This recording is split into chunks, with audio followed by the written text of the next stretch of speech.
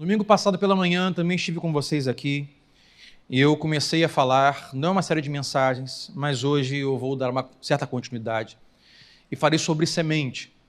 Se está comigo pela manhã passada, você vai lembrar. Eu falei sobre semear. E nesta manhã eu vou pegar a mesma linha bíblica, não de pensamento, mas bíblica, sobre a semeadura. E hoje o tema que eu tenho para compartilhar com você, porque às vezes nos falta esse entendimento ou certeza, informação. O tema hoje é, se você quiser tomar nota aí no seu aparelho, no seu caderno, mas lembrar você que Teolão vai nos ajudar. O tema de hoje é o potencial de uma semente. Diga assim comigo, o potencial de uma semente.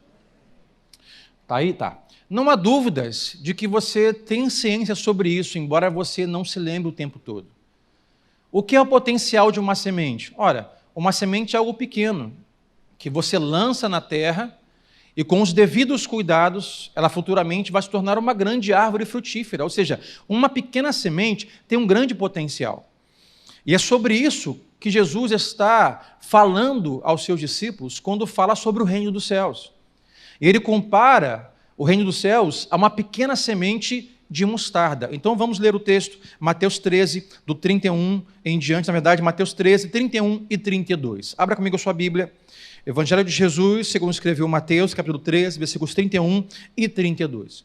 Jesus está conversando com seus discípulos sobre o que é o reino dos céus. E de uma forma impressionante, Jesus faz uma relação do reino dos céus com algo que talvez nós jamais pensaríamos que fosse o reino dos céus.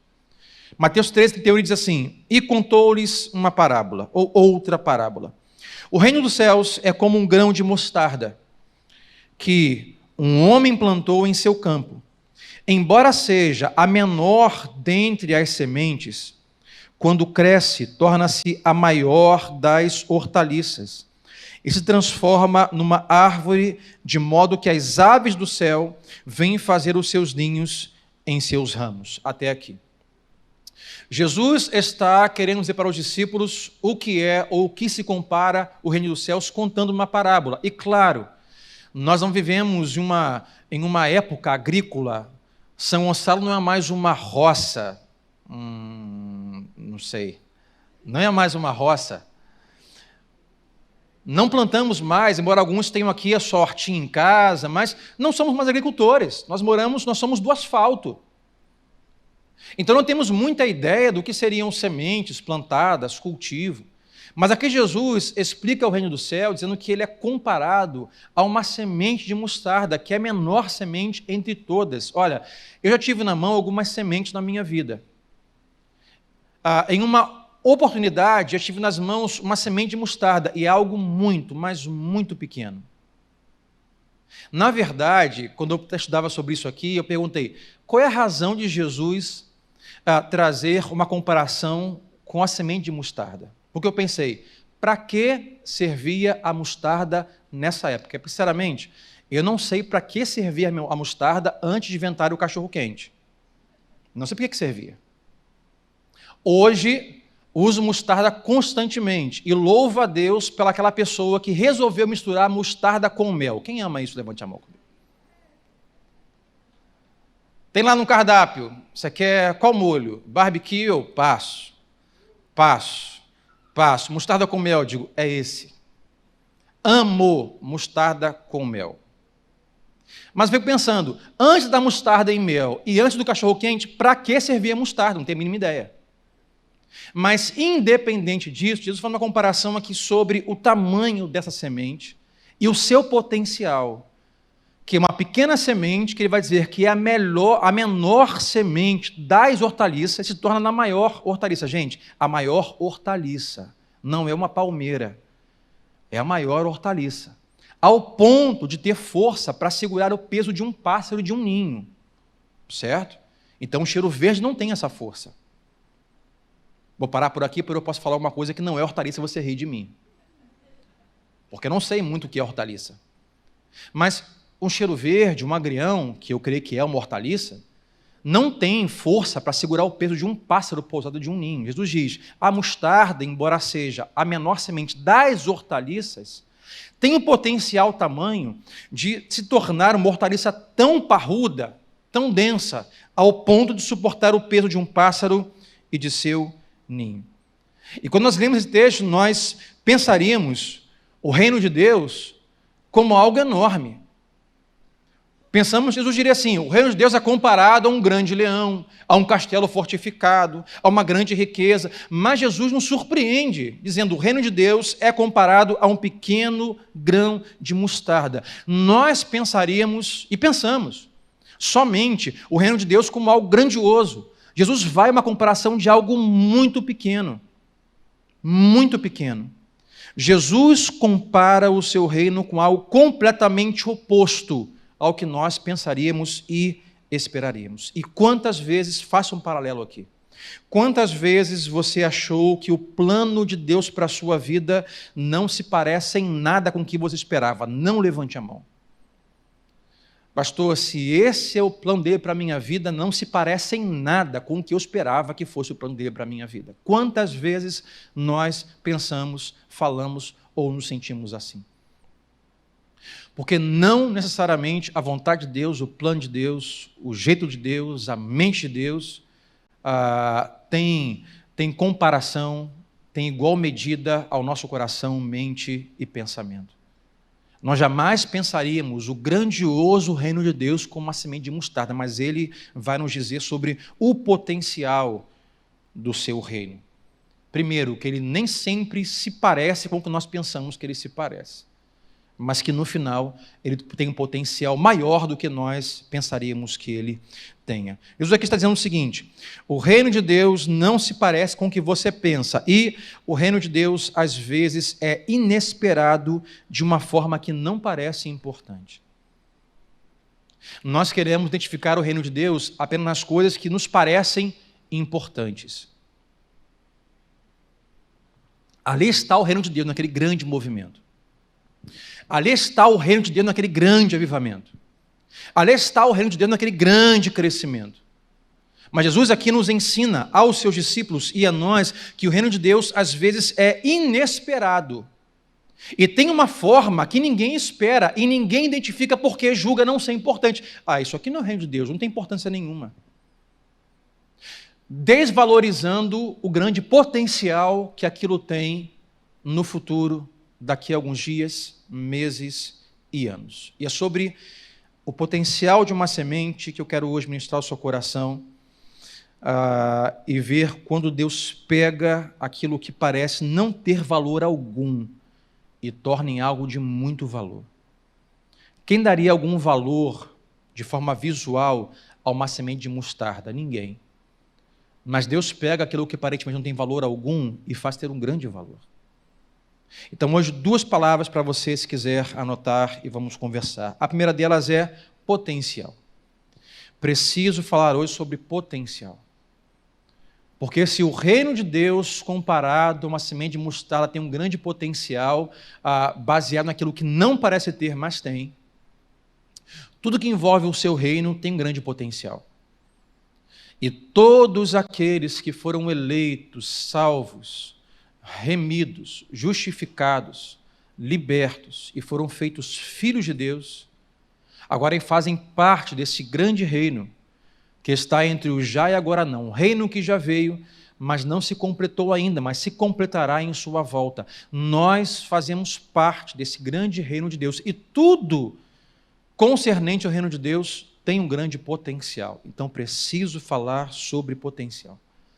Porque Deus nos criou, Deus nos salvou com um potencial que, quem sabe, nós jamais poderíamos imaginar. E talvez você nunca imaginou o potencial o qual Deus criou você e salvou você. O apóstolo Paulo, você pode abrir comigo em Efésios 2, do 8 em diante. O apóstolo Paulo ele vai tratar aqui sobre a salvação e sobre o potencial dos salvos. Ou seja, a criação e a salvação. Aquilo que Deus faz e aquilo que nós fazemos nele. Então, em Efésios 2, do 8 em diante, vai dizer assim. Paulo vai dizer, pois vocês são salvos pela graça, por meio da fé.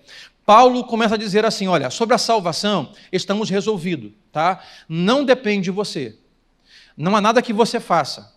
Você nunca vai ser bom o suficiente para merecer ser salvo. Primeiro ponto aqui, entenda sobre a salvação. Não importa quantas velas vai acender, quantas escadas vai subir, quantas orações vai fazer, quantas doações vai fazer, quão bom você vai ser, quantas sopas vai servir amadores de rua, não há nada que você faça para você ser bom o suficiente para ser salvo. É o que Paulo diz. A salvação é pela graça, é por meio da fé, ele continua. Por quê? Isso não vem de vocês. Não vem de vocês. É dom de Deus, não por obras. Para quê? Para que ninguém se glorie. Ponto. Paulo diz, olha, a parte de Deus é o seguinte, ele salva você. Você não tem como fazer isso. Ponto, ele continua. Porque somos criação de Deus. Eu vou chamar de obras-primas do Criador. Realizada em Cristo Jesus. E aí onde quero chegar. Para fazermos boas obras, as quais Deus preparou de antemão para que nós as praticássemos. Até aqui. Versículo 9 e 10, Paulo vai falar sobre o potencial o qual nós fomos criados. Paulo vai dizer, vocês foram criados para um propósito. Vocês foram criados para fazer boas obras. Mas antes de Paulo dizer o potencial que nós temos, ele primeiro esclarece. A primeira coisa, vocês foram salvos por Deus, não pelas obras. Obras não salvam. Mas a partir do momento em que vocês foram salvos, que é a parte de Deus, vocês foram criados e salvos para fazerem as boas obras que Deus já preparou de antemão. Antes de Paulo falar sobre o potencial, ele fala sobre a nossa salvação. Por que isso? Porque a salvação ela é a base para todo o restante. Deixa-me gastar um tempo aqui. Um equívoco muito grande de alguns cristãos, eu faço para Adriana, para os meus filhos. Gente, tudo se resume, se esclarece, a base de tudo chama-se teologia. Com teologia se resolve tudo. Creia nisso, vai no meu conselho. Com teologia se resolve casamento. Com teologia se resolve educação de filhos. Com teologia se resolve vida emocional. Claro que há profissionais na área da educação, psicologia, mas porque falta teologia. Um marido que não tenha teologia certa, a Bíblia certa, vai ser um péssimo marido. Sim ou não, mulheres? Porque ele nunca entendeu o que vai dizer sobre o papel do marido. Ele nunca entendeu que o cabeça da casa, que Deus o governa. Pais que não conhecem a palavra de Deus, que não conhecem quem Deus é, que Deus é um pai e ama os seus filhos, e copiam isso e amam os seus filhos. Que não entendem que Deus, por amar os seus filhos, educa, doutrina, sabe, aborrece às vezes os filhos e coloca de castigo e faz o que deve ser feito. A vida emocional, às vezes nós encontramos com pessoas que estão carentes emocionalmente, porque ou quem sabe foram violentadas, ou um pai ausente, não tem amigos, mas porque não conhecem um Deus que os ama acima de tudo, que sempre vão ter um pai, um amigo. Teologia resolve tudo. Teologia resolveria economia, saúde, tudo. Porque isso nós estamos debruçados na palavra de Deus, o que nos ensina e praticamos, meu irmão, tudo está resolvido. Agora, o equívoco, às vezes, da teologia que as pessoas não têm, é achar que a salvação, que é o ponto para tratar aqui, a salvação é o final da nossa vida. Olha, eu vou para a igreja, vou fazer boas obras, não vou pecar, não vou fornicar, não vou adulterar, vamos santificar, então com isso, no final, eu vou ser salvo. Resposta errada. A salvação não é o final. A salvação é o início. Nós somos salvos, ponto. Não há nada que poderíamos fazer para ser salvos. Boa obra alguma garante a minha salvação. É pela graça, pela fé, não por obras, para que ninguém se glorie. Eu sou salvo, ponto. Se isso não é o final da minha história, não estou fazendo para ser salvo, mas fui salvo, então a salvação é o começo da minha história em Cristo. Então eu sou salvo, e sendo salvo, eu sou salvo para as boas obras. Não quer dizer, pastor, que a graça, eu não gosto da graça, porque a graça é uma vez salvo, salvo para sempre. É, claro que é. Mas eu sou salvo e isso não aniquila, não diminui, não mata, não joga fora as minhas boas obras. É Tiago quem diz. Fé e obras andam juntas. Tem fé? Me mostra as suas obras. Então, Paulo diz, a salvação é início do processo. Eu sou salvo para algo. Eu fui criado para algo. Antes de qualquer outra coisa, temos que entender a imagem correta da salvação, que é pela graça. Mas é a partir daí que Paulo vai tratar o potencial e o propósito qual nós fomos salvos. O que pode matar o nosso potencial é achar que a salvação é o fim da jornada. Mas não é.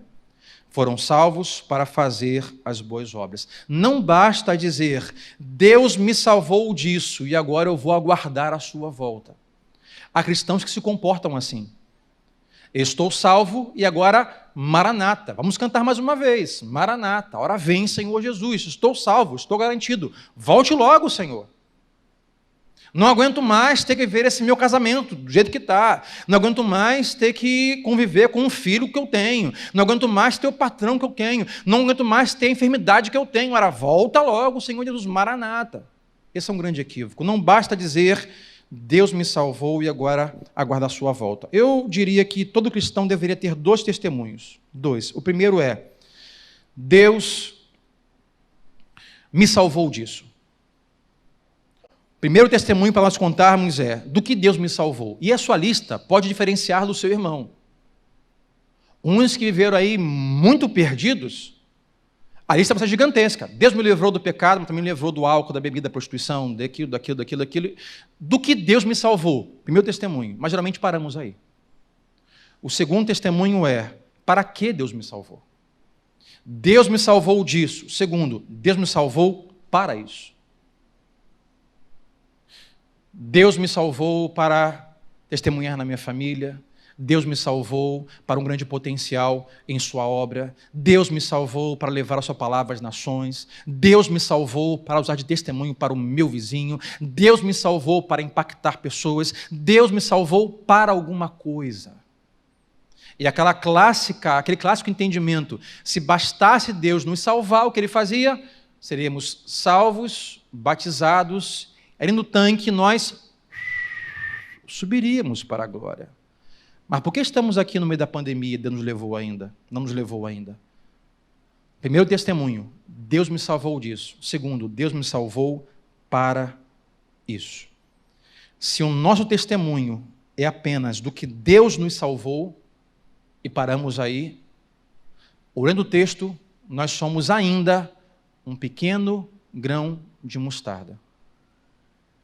Mas quando nós vamos ao próximo testemunho, Deus me salvou disso, e Deus me salvou para isso, e vou em oração, testemunho, buscando aplicar o potencial que Deus tem através da minha vida, eu deixo de ser apenas um grão de mostarda pequeno e começo o processo de me tornar uma grande hortaliça. Deus me salvou, mas para que Deus me salvou? E Deus quer que você descubra a razão pelo qual você foi criado e salvo. Aí eu vou fazer o link que eu falei que reprisamos quarta-feira, que foi, estou confuso sobre o meu chamado. Nós não sabemos às vezes o porquê estamos aqui, o porquê fomos salvos. Eu fui salvo, faço parte de uma comunidade de fé, eu canto louvores, eu tenho uma Bíblia, eu sou correto, não dou cheque sem fundo, não xingo palavrão, não bebo bebida alcoólica, não uso roupas curtas, não escuto músicas pecaminosas. Ok, mas o que vem depois disso? A glória? Eu creio que não. Deus quer que nós descubramos o nosso chamado, irmãos. Nós temos um grande potencial em Deus. Sabemos que o mundo não vai ficar perfeito, porque a pátria é eterna, onde não haverá choro e toda lágrima será enxugada, não é o Brasil, não é a América, não é a Inglaterra. Esse lugar nos aguarda no dia que Ele vier buscar o seu povo. O Brasil não vai ser perfeito, mas poderia ser um pouco melhor. Quem concorda comigo que poderia ser um pouco melhor? Ah, poderia. E às vezes o que nos falta é o interesse no voto, mas também, principalmente, o que falta ao povo cristão é lutar, é buscar, em descobrir qual o propósito, qual foram salvos. Para que eu fui salvo?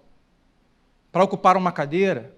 Para sentar? Para aplaudir quem canta? Para dizer amém para quem prega? Será que é só isso? Irmãos, não é só isso. Mas, pastor, qual é o meu lugar? Eu não sei. Uma coisa eu sei pelo texto. Deus tem em todos aqueles que Ele criou um grande potencial.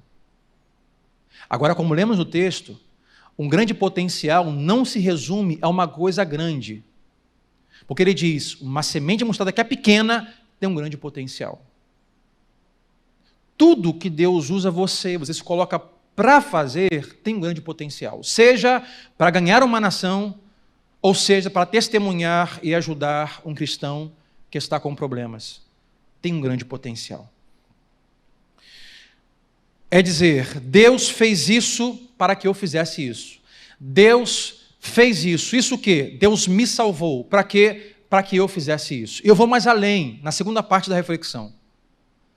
É dizer, Deus fez eu passar por isso, para que eu pudesse ajudar alguém nisso. Porque tudo tem um grande potencial.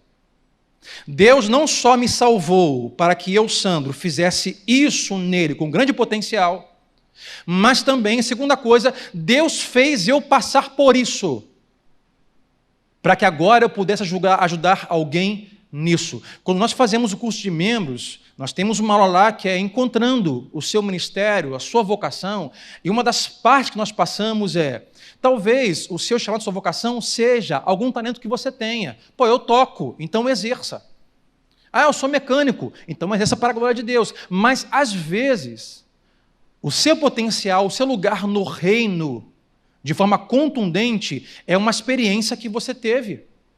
Às vezes traumática, que Deus permitiu que você vivesse, para usar isso com grande potencial.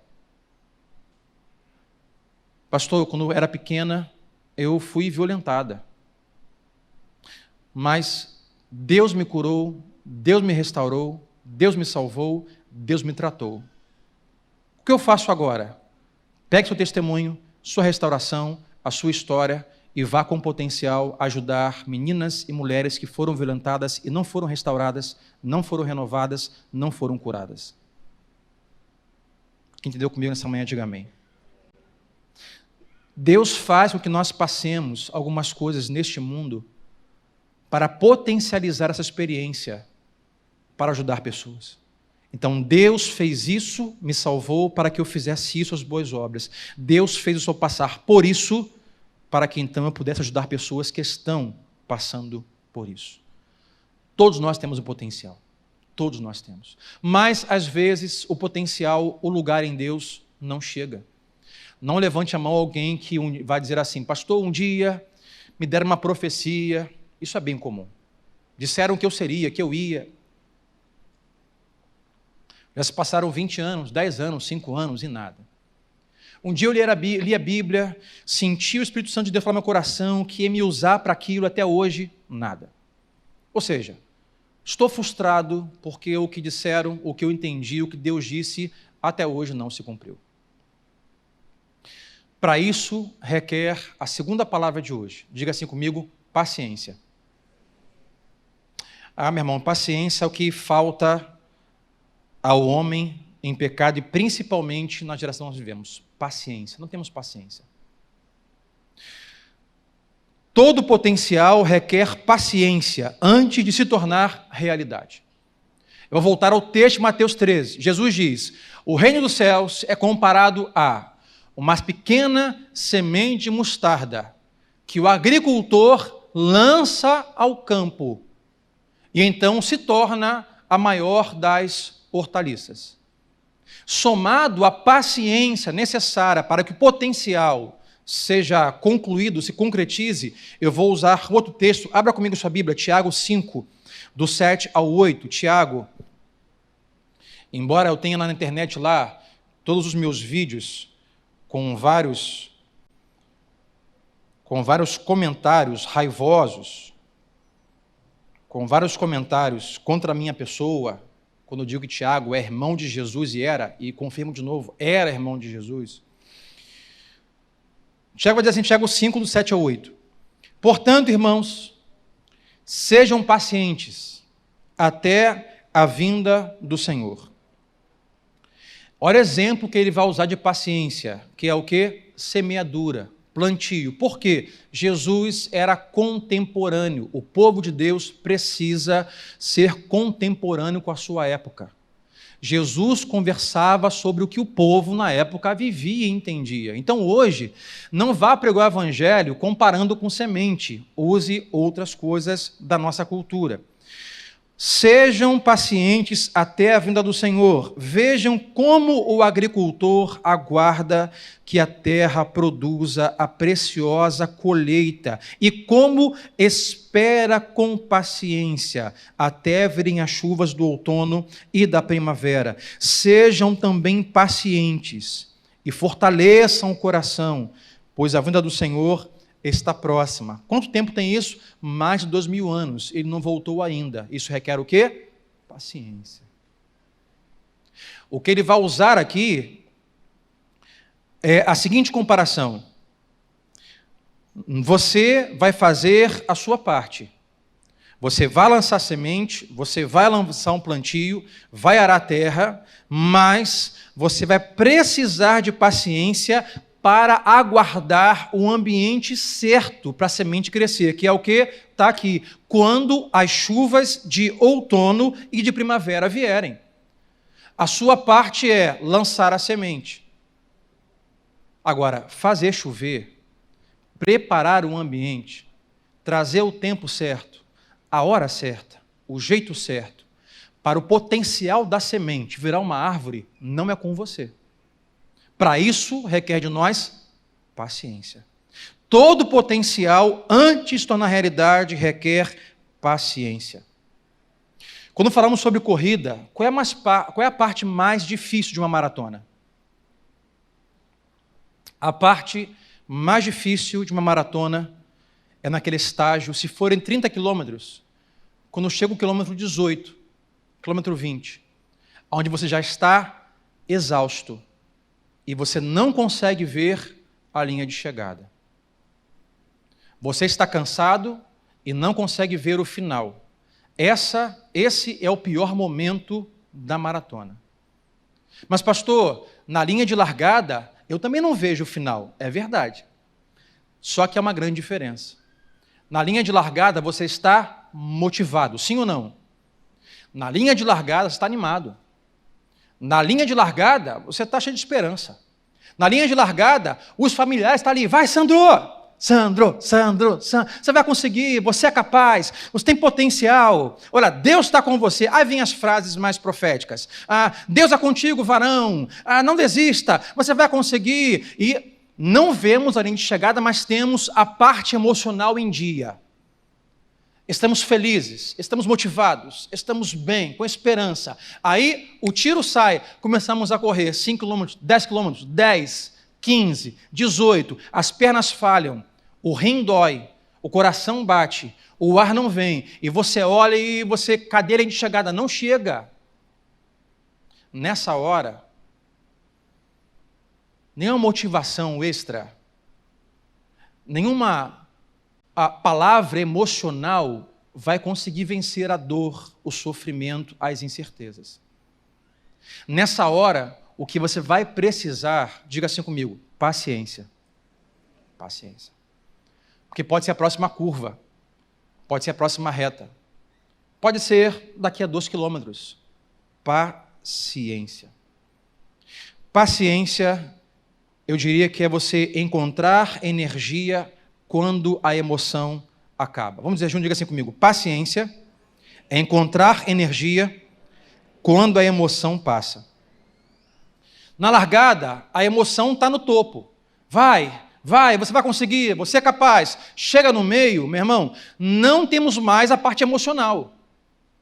Temos que encontrar energia. De onde é tirada a energia? Da paciência. Se eu quero cumprir o meu potencial em Deus, eu preciso encontrar energia quando a emoção acaba. Quantas pessoas estão deixando o seu potencial de lado porque viviam a sua vida cristã baseada em emoções? Estou bem, todos me amam, eu sou feliz, todos me querem onde estou, não tenho nenhum tipo de desconforto. Todos dizem que eu sou a pessoa certa, no lugar certo, fazendo a coisa certa, eu estou bem, como eu vou. Mas chega a hora que a parte emocional acaba. Chega uma hora que vem as lutas, dificuldades, desavenças, crises, tropeços, buracos. A parte emocional vai embora. Você não é mais o mais querido, não é mais o mais amado. Os cristãos vão chamar isso de primeiro amor. Sabe primeiro amor? O cara acabou de chegar para a igreja. Pastor, me batizei ontem, aonde que eu pego? É assim. A vida que é 5, 10 anos. 5, 10 anos aí.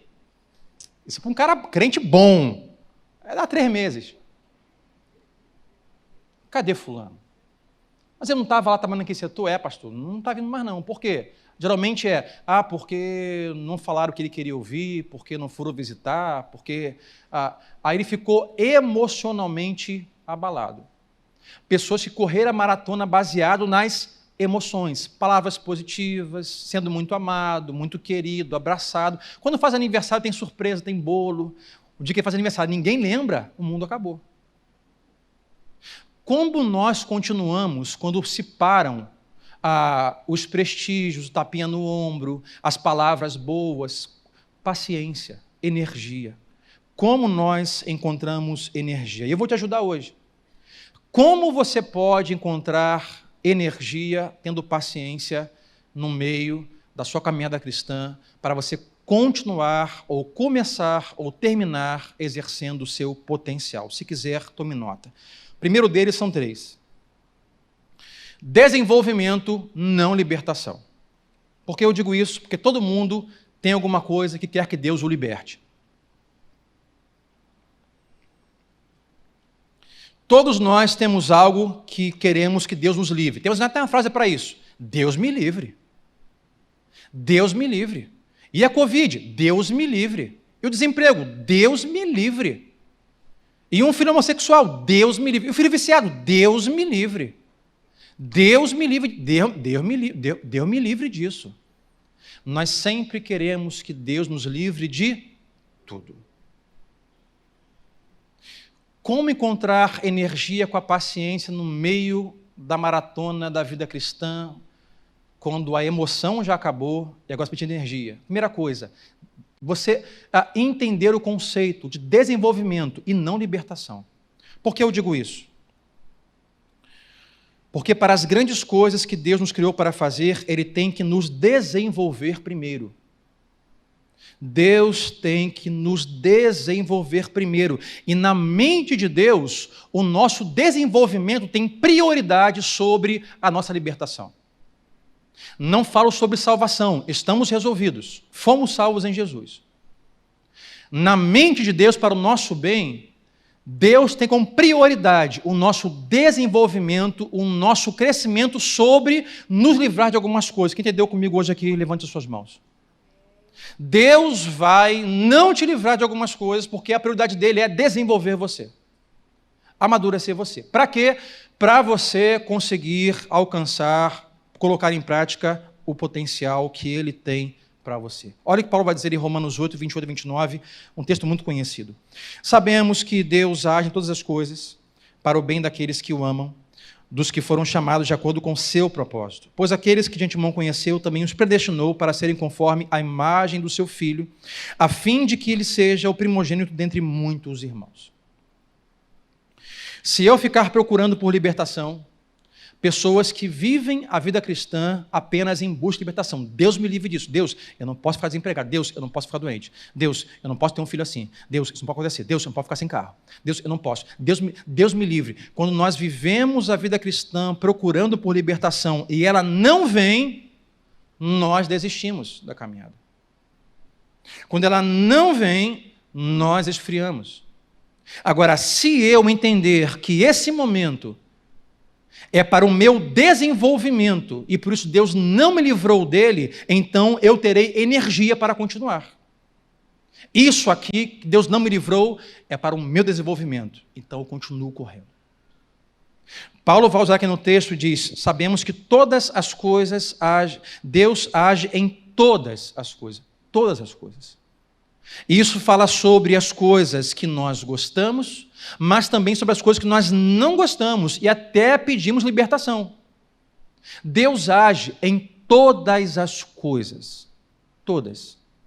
Tudo junto. O que nós não queríamos, o que nós não gostamos, com o que nós queríamos e gostamos. Todas as coisas. Ele vai dizer: para o bem daqueles que amam, dos que foram chamados de acordo com o seu propósito. De quem é o propósito? Diga assim comigo: Deus.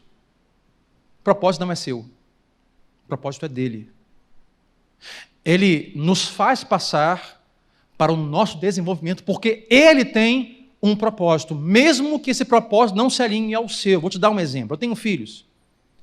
E eu, como pai, tenho os meus propósitos familiares. Por exemplo, que é bem comum. Vou na cozinha e vejo que é uma lata de lixo que está fedendo, que tem lá, de repente, uma comida, alguma coisa, e eu quero que o lixo vá para fora. Eu digo assim para um dos meus filhos: filho 02, filho 01, 03, vem tirar o lixo. Ele está fazendo o quê? Jogando Xbox. Não é um problema até aí. Mas eu tenho um propósito, que é o propósito, que o lixo seja retirado. Não é um propósito dele, o propósito dele é jogar videogame. Aí ele vem com Deus me livre. Mas pai, estou jogando. Como um Deus, um pai que sabe, eu sei, pô, já vi. Por que eu não chamo minha irmã? Ah, pai, eu de novo. Ah, pai, estou ocupado. É o filho para o pai: pai, me livra disso. Não é meu propósito agora jogar o lixo fedorento fora, meu propósito agora é jogar Xbox. Mas o pai diz: tá, esse é o seu propósito, mas não é o meu. O meu propósito é você parar de jogar videogame, pegar o lixo e jogar fora. É assim que um pai faz. Quer dizer, deveria. Tem pai que continua jogando lixo fora enquanto o filho joga videogame. E o filho fala: pai, não jogou direito não, vai lá de novo. Para de jogar videogame. Por quê, pai? Meu propósito agora do seu pai é que você jogue o lixo fora para não feder a casa. Eu poderia fazer? Claro que poderia fazer. Deus pode te livrar de qualquer coisa que você precise? Sim ou não? Sim. Mas tem coisas que não é propósito dele te livrar. Eu não quero livrar o meu filho do lixo. Eu quero que ele pegue responsabilidade. Que ele entenda que um lixo fedorento deve ser jogado fora. E que não gaste a vida inteira dele jogando videogame. Deus faz a mesma coisa. O propósito é dele. Mas a vontade dele é boa, perfeita e agradável. O propósito dele é desenvolver você para o potencial que tem. Então, como eu encontro energia na caminhada quando as bajulações, a vida emocional acabou? Tendo paciência, sabendo que isso que eu estou enfrentando é Deus querendo me desenvolver. Para quê? Olha o que diz o final do versículo: predestinou-nos, nos elegeu, nos separou para sermos conforme a imagem do seu Filho. Qual é o propósito de Deus na sua vida? Tornar você mais parecido com Jesus. Tornar em você, moldar você à imagem do seu Filho. O plano de Deus para a nossa vida não é sobre o que fazemos, mas é sobre quem nós somos. Quem nos tornaremos mais parecidos com Cristo. Então, como eu encontro energia no meio da caminhada, entendendo que Deus está me desenvolvendo quando não me livra de algumas coisas? A segunda coisa é luta e não liberdade. A primeira foi desenvolvimento, não libertação. A segunda é luta e não liberdade. Mais uma vez ressalto, não é liberdade sobre a salvação. Nós fomos libertos, fomos salvos em Cristo. Mas nós queremos sempre um plano de Deus onde nós sejamos livres das lutas. É ou não é, gente? A gente não quer ter luta. A gente quer ter filho perfeito, para não ter que ter luta com o filho. A gente quer ter uma saúde perfeita, para não ter que lutar contra a saúde. A gente quer sempre ter emoções perfeitas, para não ter que lutar contra as emoções. A gente quer ter casamentos perfeitos, para não ter que lutar pelo casamento. A salvação, ela é livre. Deus nos salva. Nós não temos que lutar pela salvação. Mas o potencial a ser exercido vai requerer de nós luta diária e constante. Lutar contra as palavras, lutar contra as adversidades, lutar contra os nãos, lutar contra nós. Lutas. O povo de Deus, Deus deu ao povo, tirou o povo do Egito e deu um grande potencial, que era o quê? A terra prometida. E depois de anos e anos andando, Deus fez o seguinte: eu vou dar para vocês apenas um cheirinho do que é o lugar que eu preparei para vocês. E deixou eles entrarem, para eles verem o potencial que seria tudo o que eles estavam enfrentando no deserto. Então vamos ler Números 13, versículo 27. E deram o seguinte relatório a Moisés, depois que voltaram da terra. Olha, Moisés, cara, entramos na terra a qual você enviou a gente, olha, lá mana leite, mana mel, e aqui está o potencial da terra, aqui estão os frutos. Sabe o que é isso? É a linha de chegada. Moisés está aqui, ó. A terra é boa pra caramba, irmão. Vale a pena. Olha aqui o tamanho desse negócio aqui. Mas aí, sabe quando você vai ali nascer um texto bíblico, aí você de repente cai no texto mesmo na frente e fala assim, ué, mas gente, o que aconteceu no meio das páginas que eu não li aqui? Porque o cara falou uma coisa igual está falando outra. Olha o que eles vão dizer no versículo 32 e 33 de Números 13.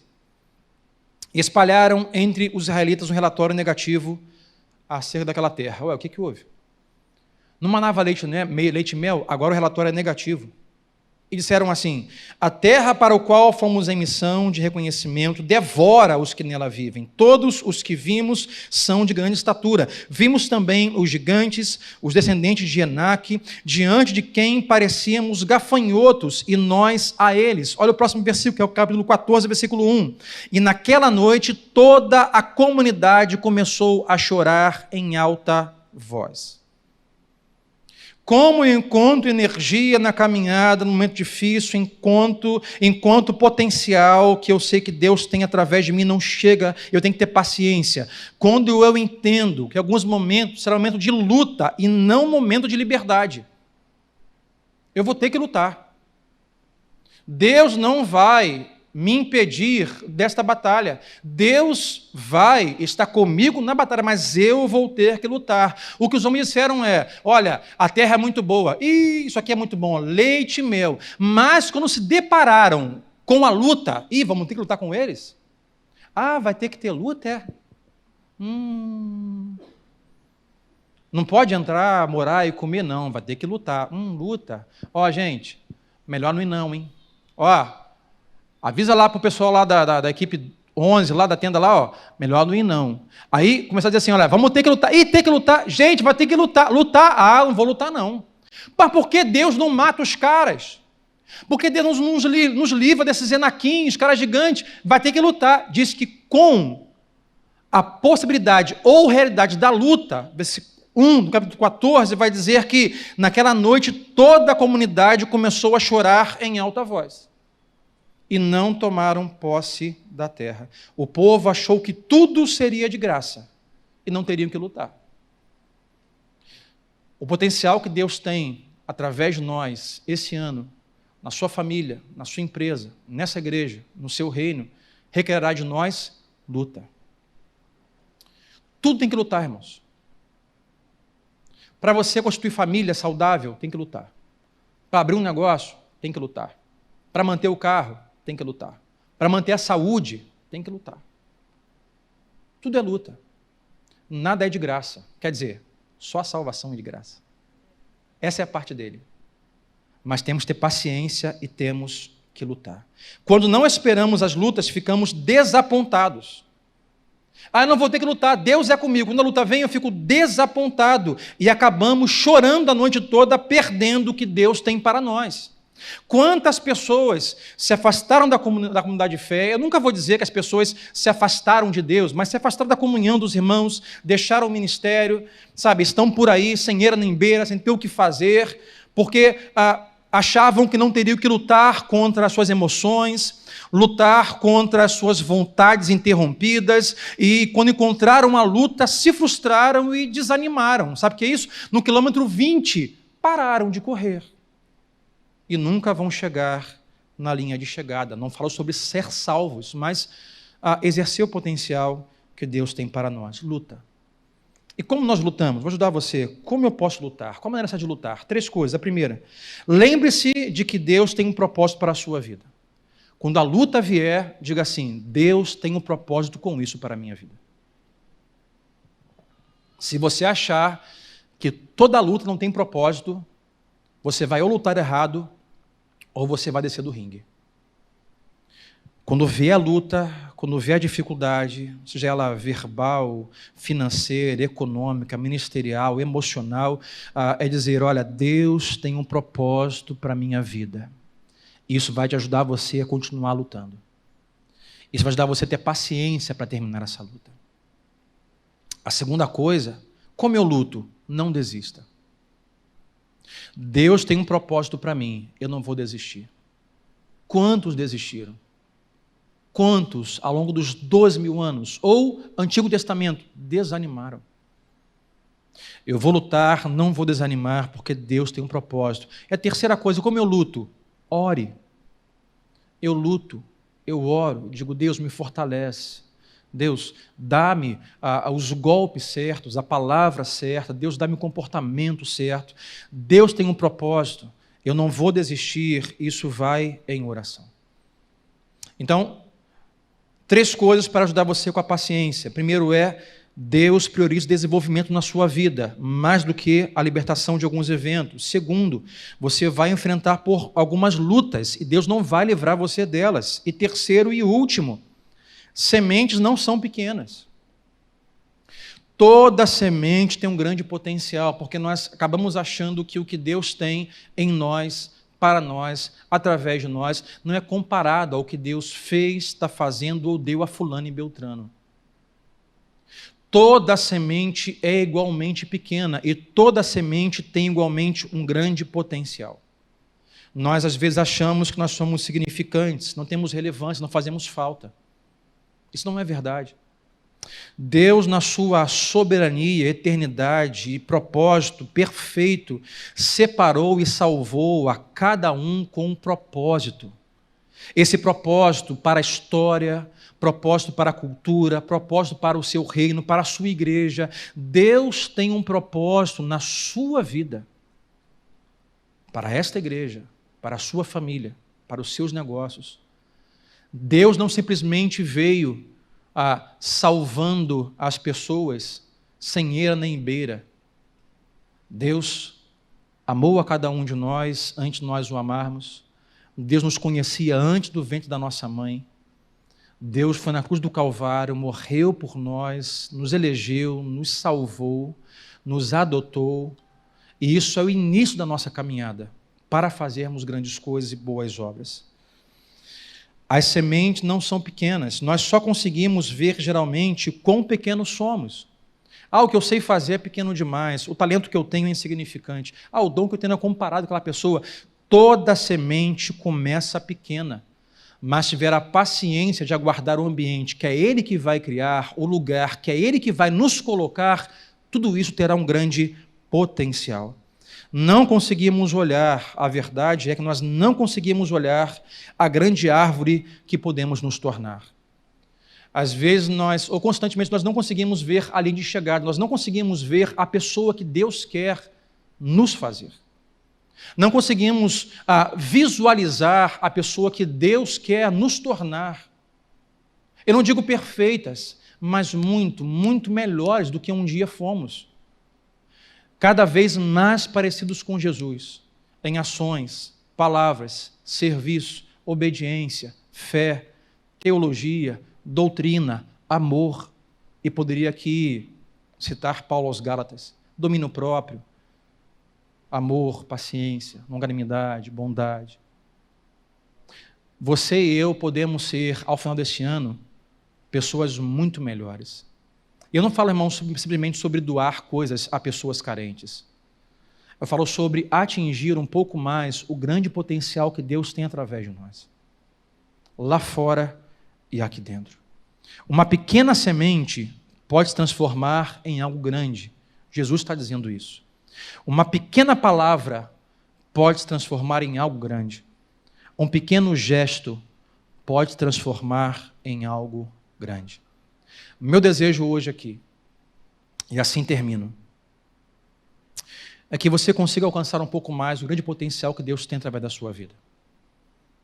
A semente da salvação que já foi plantada no seu coração, que é o começo e não o final da sua carreira.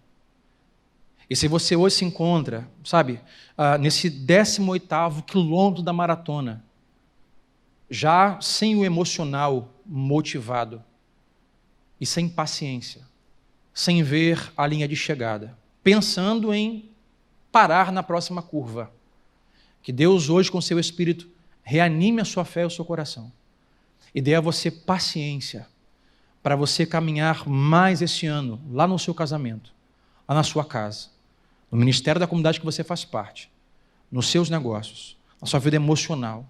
Sabe, que você hoje encontre com essa reflexão como você pode encontrar energia quando a motivação emocional passou. Paciência. Deus tem um propósito. Ele não vai te livrar de tudo, porque Ele vai desenvolver você para algo maior. Ele não vai impedir as lutas de chegarem, porque a luta faz parte, nada é de graça. E toda semente que Ele colocou em você, ela tem um grande potencial. Fique de pé comigo, nós queremos orar.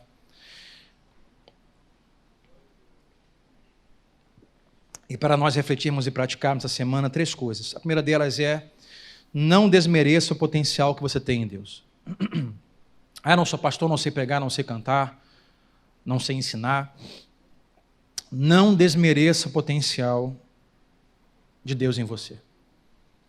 Talvez você ache que seu potencial não tem nenhuma significância, mas tem. Ou talvez você hoje aqui passou a achar que um potencial que você achava que tinha significância, hoje não mais acha. Pastor, uma época eu achei que eu era fera, que Deus me usava, que Deus tinha me chamado, que eu tinha, mas hoje eu acho que me enganei. Não desmereça o potencial que você tem em Deus. Segundo, não desista. Diga sempre para o seu vizinho, não desista. Diga para ele, lute e tenha paciência. No boxe são 12 rounds. Na maratona são 30, 40, 50 quilômetros. No revezamento, 4 por 100, são 400 metros. E para esperar a colheita de uma semente plantada, esperar a chuva de outono e primavera, 2 estações, 6 meses, meio ano. Paciência. É luta. Todo dia o agricultor vai, molha, ara, cuida, e nada acontece. Mas aí vem as chuvas, porque o ambiente, o lugar, é Deus quem vai fazer. E se Deus colocou você aqui nesta igreja, se Ele colocou você nesta família, nesse trabalho, neste lugar, e se é aí o seu lugar, Deus vai preparar este lugar para que o seu potencial aconteça. Mas pode ser que isso não venha essa semana. Então tenha paciência. Não desista e lute. Terceiro e último. Deus está cuidando do ambiente para que você cresça e se torne quem Ele planejou, mais parecido com Cristo. Não enterre a semente de Deus na sua vida. Lute, busque, não desanime. Deixa Deus com a parte dele. Sabe, irmãos, Jesus comparou o seu reino com muitas coisas em parábolas, mas nunca disse que o reino de Deus é comparado a uma lâmpada que um jovem achou, esfregou e o Aladim saiu. Não tem na Bíblia. O reino de Deus não é comparado a estou no reino de Deus, eu esfrego, diga Deus me livre, Deus me preserve, Deus não quero lutar, Deus... Não tem isso no reino de Deus. É luta, é esforço, é oração, é não desistir, é crer que Deus tem um propósito em tudo que acontece na nossa vida. Que este ano, a semente de Deus no seu coração alcance o potencial que Ele quer que ela alcance. Vamos orar? Pai, te damos graças, ó Deus, por tudo que o Senhor já fez na nossa vida, Senhor, que estamos aqui nesta manhã. Ó Pai, pessoas que estão aqui, ó Deus, eu creio que em sua maioria foram salvas em Jesus. Mas quem sabe, Deus, não entenderam correto a salvação. A salvação, ó Deus, não é um troféu que recebemos no final da carreira. Deus, a salvação é a linha de largada. Somos salvos em Ti pela graça, para Deus exercer o chamado e potencial qual fomos criados. O Senhor, quando nos fez no ventre da nossa mãe, o Senhor escreveu uma história para nós. Por isso, Deus, hoje eu oro por aqueles que estão aqui, ó Deus. Deus, estão apenas com as suas sementes de mostardas na mão. Ou estão como uma semente de mostarda, Deus, que não foram lançadas na terra ainda. Não começaram, ó Deus, a viver o potencial que o Senhor tem através da vida delas. Deus, que elas lancem, ó Deus, essas sementes na Tua terra, Pai. E com paciência aguardem, lutem, desenvolvam até o dia o qual o Senhor estará fazendo, Pai, tudo aquilo o qual o Senhor o criou para ser e fazer. Mas também eu oro, Pai, por aqueles, Deus, que lançaram a semente na terra, que araram a terra, que estavam motivados, que regavam o solo pela manhã, mas Deus, vieram as lutas, vieram a Deus, o Deus me livre, Deus não livrou. Deus, e agora não tem mais paciência para aguardar a chuva de outono, não tem mais paciência para aguardar a chuva de inverno. Deus, não tem mais paciência, ó Deus, para esperar o ambiente ser favorável para que a semente cresça. Deus, largaram a mão, largaram a terra. Deus, porque acabou, Senhor, a motivação das emoções. Agora estão diante de lutas, dificuldades. Deus, que hoje o Senhor os anime. Que hoje, Deus, o Senhor semeie paciência. Semeie, ó Deus, alegria. Semeie, ó Deus, confiança. Que o Senhor com isso está os desenvolvendo. E o Senhor tem um propósito em tudo que faz. O Teu propósito é maior do que o nosso, ó Pai. Às vezes nós não queremos fazer isso e queremos fazer aquilo e achamos que o Teu plano, ó Deus, tem que ser o nosso plano. Mas Deus, hoje, nos dê fé para crer que o Teu plano é melhor, que a Tua vontade é melhor, que o Teu lugar é melhor, ó Deus, e o Senhor há de preparar todo lugar e ambiente do nosso coração e o que está ao nosso redor, para que Deus, aquilo que o Senhor colocou em nós e nos criou para sermos, alcance o grande potencial que o Senhor deseja, Pai. Então hoje, Pai, faz a obra em nosso coração. Deus, pessoas que estão, Deus, aí paradas, adormecidas, achando que a salvação lhes basta, que hoje entendam, ó Deus, que a salvação é o começo e agora continuamos, e agora começamos. E para aqueles, ó Deus, que largaram a mão, que estão, ó Deus, sem paciência e cansados, reanima, Deus, como uma maratona que não conseguimos ver além de chegada, para que agora a paciência os leve, até como o Tiago diz, até o grande dia do Senhor. É assim que oramos, ó Pai, por um ano de muitos frutos. Um ano, ó Deus, de um grande potencial desta igreja. Um ano, ó Pai, de grande potencial desses ministérios. Um ano, ó Pai, de grande potencial dos meus irmãos. Um ano, Pai, de grande potencial das famílias, dos casamentos. Senhor, da vocação, do chamado, Deus. Um ano de muitos frutos, ó Deus, o qual o Senhor tem a fazer através de cada um de nós. É assim que cremos pela Tua palavra, Deus, em nome de Jesus. E todos digam amém e amém.